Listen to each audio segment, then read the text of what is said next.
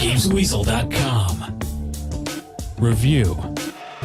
Fans of the show will know that Escape from Butcher Bay was one of my favourite Xbox games, so I've been looking forward to playing it again on the Xbox 360 and playing its next-gen sequel, Assault on Dark Athena. Well, now it's emerged from the darkness, and despite what some other reviewers think of it, I really like it. I'll concentrate my review on the next-gen title, but before I do, it's fair to say Butcher Bay has aged really well. It looks fantastic with the added next-gen tweaks, and it's acted incredibly well, and it's very atmospheric to boot. Sure, it's a bit clunky at times and the AI's not great, but you'll have a blast with it nonetheless. Dark Athena plays identically in terms of controls, and you'll soon be lurking in the shadows and ramming screwdrivers through drones' necks like a good murderer should in no time. Following on directly from Butcher Bay, your ship is captured by a huge merc ship which harvests people to use as drones. Now these drones can also be remotely controlled by people in other rooms to create the ultimate soldier, and they're really creepy. They remind me of Star Trek's Borg race, but only creepier.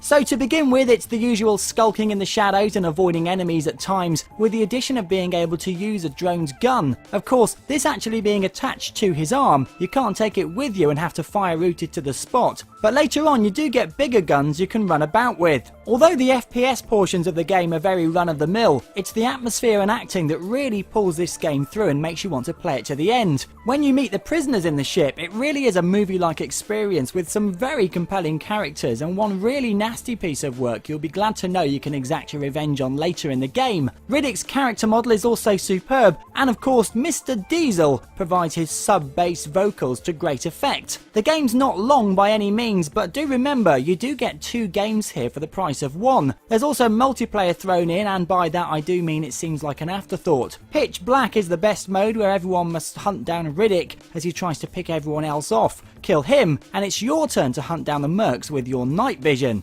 If you loved Butcher Bay on the Xbox, then I do highly recommend getting this in all its next-gen glory. If, however, you're after a slick FPS, you might want to look elsewhere. I'm in the first camp, so it gets a short but sweet 8 out of 10.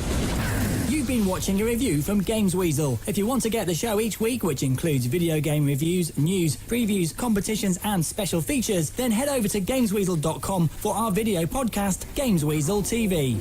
gamesweasel.com.